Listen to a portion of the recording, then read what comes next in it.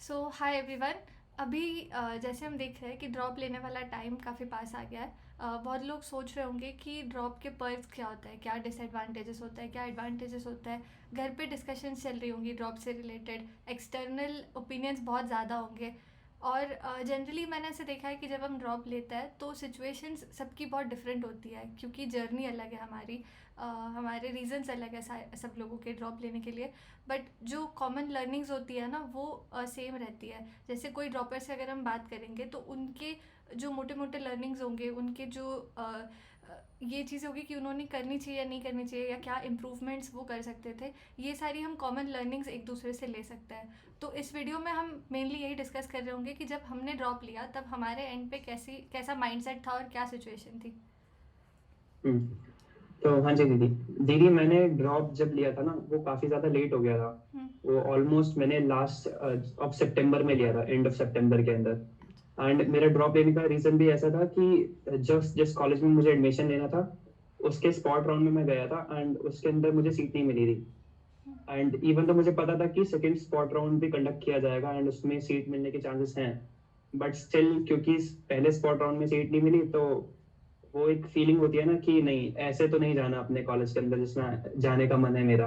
हम्म। तब मैंने डिसीजन लिया था उस टाइम पर, क्योंकि उससे पहले मेरा कोई भी मन नहीं था कि मुझे ड्रॉप लेना है। हम्म। हम्म। एट दैट मोमेंट तब मैंने डिसाइड किया कि हाँ मुझे अब ड्रॉप लेना है, because it was my requirement. And उसी टाइम मैंने डिसीजन बनाया एंड उसी टाइम फिर इम्प्लीमेंट भी कर दिया था। अच्छा। तो आप जैसे हम्म, कह रहे हैं कि अभी आप अगर लुक बैक करें तो जो सेकेंड स्पॉट राउंड होता हम्म। उसमें क्या आपको सीट मिल जाती जो आपको चाहिए थी वो? हाँ जी, seat second second spot round में पक्के से मिल जाती। अच्छा। तो जब आप फिर कन्विंस कर रहे थे इससे रिलेटेड, तो आपका माइंडसेट क्या था, आपके दिमाग में क्या चल रहा था, और आपके पेरेंट्स क्या सोच रहे थे ये टाइम पे?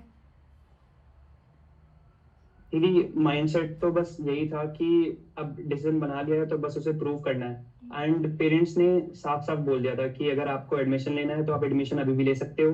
एंड अगर आपका ड्रॉप का डिसीजन है तो उन्होंने सामने से पूछा था कि क्यों ड्रॉप लेना है, एंड फिर मैंने उन्हें बताया कि ये रीजन है एंड मुझे इसलिए ड्रॉप लेना है। तो उन्होंने पूरा सपोर्ट किया था कि कोई बात नहीं, अगर आपको ड्रॉप लेना है तो आप ड्रॉप भी ले सकते हो। बिल्कुल। तो देयर वाज जैसे full support from their side. Right, right, right. जैसे आप कह रहे हैं ना अभी कि मैंने डिसीजन ले लिया था और मेरे हाथ में था उसको क्या प्रूव करना है। मेरा केस भी सिमिलर था काफ़ी। मेरे इसमें ये था कि मेरे पेरेंट्स नहीं सपोर्ट कर रहे थे ड्रॉप के लिए, क्योंकि मेरे पास एक अच्छा डिसेंट कॉलेज अवेलेबल था। और तभी कोविड का टाइम था, तो इनिशियली तो जो मैं कॉलेज ज्वाइन करने वो लोग कह रहे थे वो ऑनलाइन होता। उसके बाद चांसेस थे कि वो कभी भी ऑफलाइन हो सकता है। तो वो लोग चाह रहे थे कि मैं एडमिशन ले लूँ और मैं अपनी इंजीनियरिंग वाली जर्नी कंटिन्यू करूँ, मैं जेई में ही स्टक ना रहूँ। क्योंकि उनको ये चीज़ का भी काफ़ी डर था कि अगर इस बार क्लियर नहीं हुआ, क्योंकि मैंने 11वीं 12वीं में पढ़ाई की तो है सही से, ऐसे तो नहीं है कि मैं पढ़ नहीं रही थी। तो उनको उनके तरफ से बहुत ज़्यादा ये फियर फैक्टर था कि अगर ड्रॉप ईयर में भी नहीं क्लियर हुआ, या तो फिर रैंक जैसे मुझे एक्सपेक्टेड है उस रेंज में नहीं आई, तो मैं डिस्टर्ब हो जाऊँगी। बट ये उनका माइंडसेट था। मेरे एंड से बहुत क्लैरिटी थी कि मुझे पता था कि मेरी मिस्टेक्स क्या है, किस तरह से मैं उसके ऊपर काम कर सकती हूँ। मुझे बहुत ज़्यादा क्लैरिटी थी कि अगर मुझे ज़्यादा टाइम मिले, अच्छी गाइडेंस मिले, एक अच्छा डायरेक्शन मिले, तो शायद से मैं वो जो लूप होल्स मुझे लग रहा है कि ये वाले लूप होल्स रह गए थे मेरी जर्नी में, मैं उसको कवर कर सकती हूँ। ऐसे मुझे बहुत ज़्यादा बिलीव था। अगर मैं ड्रॉप नहीं लेती तो मुझे बहुत ज़्यादा रिग्रेट रहता कि मैंने एक प्रॉपर फाइट नहीं किया। और जो इनकम्प्लीटनेस मुझे फील हो रही है वो तभी भी वैसी ही रहेगी। तो हाँ, तो फिर जैसे हम पेरेंट्स वाली बात कर रहे हैं अभी जनरली, तो पेरेंट्स मेरे एंड से बिल्कुल भी कन्विंस्ड नहीं थे कि मैं ड्रॉप लूँ। और पहली बार ऐसे हो रहा था कि मैं बहुत ज़्यादा ज़िद कर रही हूँ, मैं बहुत ज़्यादा स्ट्रांगली कह रही हूँ कि मुझे एक पर्टिकुलर डिसीजन है जो मैं उनके अगेंस्ट जाके मैं लेकर ही रहूँगी। तो वो फर्स्ट टाइम हो रहा था। सारे लोग कह रहे थे कि पहले कैसे ज़िद कर रही है। बट वो यह है कि जैसे मोहित सर जनरली हमें कहता है कि आपकी आंखों में कॉन्फिडेंस होना चाहिए जब आप आपके पेरेंट्स से बात कर रहे हैं। तो आपको क्लैरिटी होनी चाहिए कि आपका क्या पर्पस है ये स्टेप के लिए, क्या चीज़ें हैं जो आपको इम्प्रूव करनी है और आप किस तरह से उसे इम्प्रूव करेंगे। ये सारी चीज़ों की क्लैरिटी होकर फिर उनसे डिस्कशन करना बहुत ज़्यादा ज़रूरी है। और इसमें अगर तो आप दीदी। देखें तो ये भी हो सकता था कि वो ना माने ड्रॉप के लिए, ये भी हो सकता था कि वो कन्विंस नहीं होते और मैं वही कॉलेज में गई होती और मैंने अपनी जर्नी कंटिन्यू की होती, वैसे ही ड्रॉप नहीं लिया होता, ये हो सकता था। बट बहुत ज़्यादा कोशिश थी कि जैसे मेरे माइंड में है उस वक्त पे कि 11वीं 12वीं में मैंने मेहनत बहुत ज़्यादा की थी, बट डायरेक्शंस सही नहीं थे, रिसोर्सेज इनफ नहीं थे। तो जब ये सब मिल रहा है, तो जब मेरा बहुत मन है, तो मैंने अपनी पूरी फाइट मार दी थी कि मैं कन्विंस कर दूँ कि हो जाए, बस मान जाए ये लोग। तो उन वो लोग भी एक प्रॉपर कंसर्न से आ रहे होते हैं, वो लोग भी फियर से आ रहे होते हैं। एक्सटर्नल फैक्टर्स बहुत ज़्यादा प्ले करता है। एक्सटर्नली कोई कहता है कि 1 साल बीच में गैप रहेगा, तो वो फ्यूचर एस्पेक्ट्स पे बहुत ज़्यादा अफेक्ट करता है। वो आपका प्रोफाइल सही नहीं बताता है, बीच में गैप ईयर आ जाएगा, उसके रीजंस क्या होंगे वो पूछेंगे जॉब में।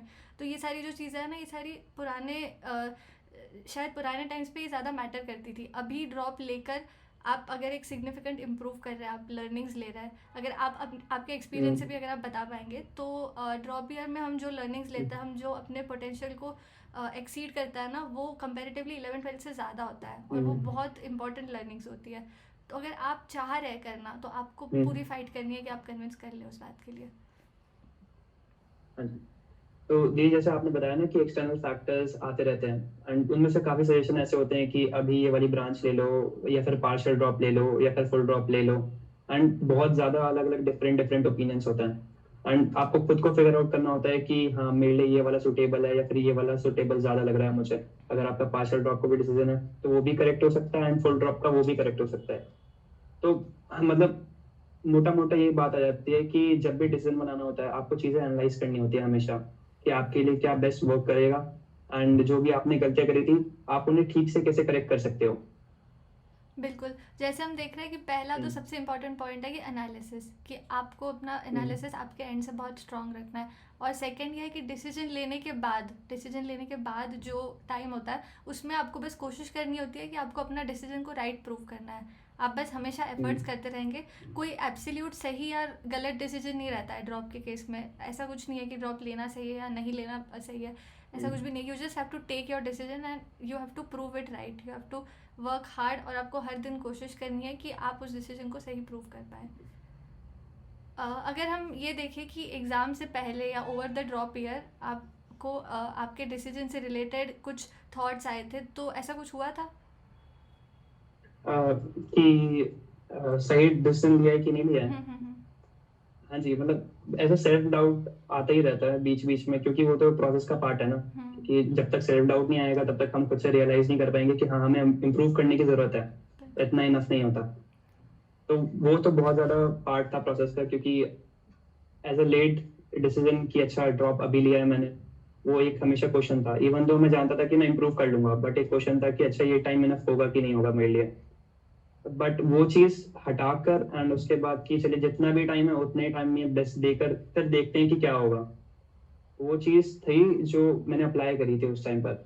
यस, एंड बिल्कुल। काफी मेरे लिए भी सेम था। एडवांस से एक रात पहले मैं बहुत ज़्यादा लाइक मेरे माइंड में ये थॉट्स आ रहे थे कि जो रिज़ल्ट मैं एक्सपेक्ट कर रही हूँ वो रिज़ल्ट नहीं आया, और अगर मुझे यही कॉलेज में स्टिक रहना पड़ा, क्योंकि मेरी ये कॉलेज में प्रोग्रेस काफ़ी कम है, साथ साथ मैं जेई कर रही थी इसलिए, तो क्या मैं सही से चीज़ें मैनेज कर पाऊँगी, क्या मैं चाह रही हूँ कि मैंने जो डिसीजन लिया था वो सही था या नहीं। बहुत ज़्यादा क्वेश्चन था इस बात का। बट इससे ज़्यादा स्ट्रॉन्ग फीलिंग जो थी ना, वो ये थी कि मैंने बहुत अच्छी फ़ाइट की है। जो चीज़ें मैं चाह रही थी कि मैं अटेन करूँ, जो नॉलेज मैं गेन करना चाह रही थी, जो सही रास्ते पर मैं चलना चाह रही थी, वो एक्सपीरियंस मेरा बहुत सही था। ड्रॉप ईयर में वो सारी चीज़ें मैंने मोटी मोटी कवर कर ली थी जो मैं 11th-12th में लैक कर रही थी। तो वो जो सेटिस्फैक्शन है, वो जो फाइट है, वो हमेशा आपके साथ रहेगी इरिस्पेक्टिव ऑफ द रिजल्ट्स। और ये भी जैसे आपने कहा कि आपके पेरेंट्स ने बोला था कि उस समय वो मान नहीं रहे थे कि पलक आप इतनी इज्जत क्यों कर रहे हो, क्या अभी भी वो बात माने कि अच्छा आपका ड्रॉप का डिसीजन सही था? नहीं, अभी भी कभी कभी कहता है कि आप अभी जो कर रहे हो वो तो आप वो वाले कॉलेज से भी कर ही लेते, इतना अच्छा तो आप तभी भी कर ही रहे होते। तो वो डिफरेंस ऑफ ओपिनियन जो हम कहते हैं वो हमेशा रहेगा। हो सकता है कि आप कुछ लोगों को कन्विंस कर पाएंगे, हो सकता है कि कुछ लोगों को आप एंड तक नहीं कन्विंस कर पाएंगे, बट लाइफ आपकी है, डिसीजंस आपके हैं, और आपको ही डिसाइड करना है कि एक आपको कब आगे बढ़ना है और कब किसी और के ओपिनियन को वैल्यू देकर उनकी बात सुननी है। आपको डिसीजन लेना और आपको फिर उसी के साथ ये रहना है, रिग्रेट्स नहीं रखना है। कोई कोशिश करना है कि आप जो कर रहे हैं आप उसको सही प्रूव कर पाए, बस खुद के लिए। एट द एंड हमें बस ये करना होता है कि एनालिसिस अच्छे से करें, उसके बाद पता करें कि क्या चीजें हमारे लिए वर्क नहीं करी थी, हमें क्या इम्प्रूव करना है, एंड उसके बाद एक डिसीजन पर आए, एंड उसके बाद उसे ठीक से प्रूव करें कि हमने सही डिसीजन लिया।